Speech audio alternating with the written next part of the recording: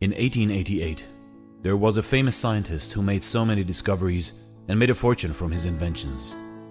One day he was reading his local morning newspaper, and to his surprise, he found his name in the obituary column. The newspaper had reported the death of him by mistake, believing he had passed away, when in reality, his brother had passed away a day before. What he read in the newspaper horrified him. They titled him as the Merchant of Death. They also described him as a man who had made it possible to kill more people more quickly than anyone else who had ever lived. They criticized his invention of dynamite. There wasn't anything good written about him. That news hit him hard. In that moment, he quickly realized two things. One, that this was how people were going to remember him. And two, that this wasn't the way he wanted to be remembered. From that day on, he started working towards peace. He left most of his wealth in a trust that would be used to establish the awards after his name, Alfred Nobel.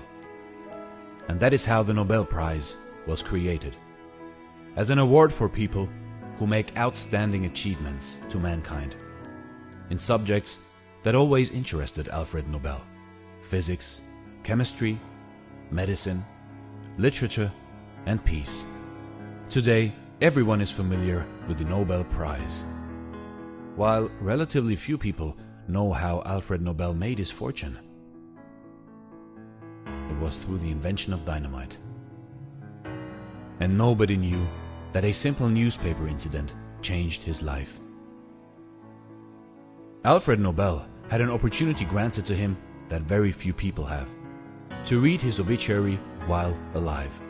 Thinking about how one's obituary is going to read can motivate us to rethink and reflect on our life and how we are currently spending our life. The one thing that we can learn from this story is that the good we do lives after us. For most of us, this is the most important thing that we ever leave behind. The reality of death can be our greatest motivator if we let it. It can help us refocus on our visions and remember why we do what we do. Once you understand what death means in all of its darkness, you will understand life. You will see death not as a problem, but a fact. And that fact will change the way you see everything going forward. The only way to deal with the reality of death is to go out there and live the best life you can, while you can. Use your life to do something that gives you meaning, and then you'll no longer see death as a problem when it comes upon you. There is a famous saying: life is a book of 3 pages. The first page is birth, the last page is death, and the center page is empty. It is up to you how beautiful you make that page to read.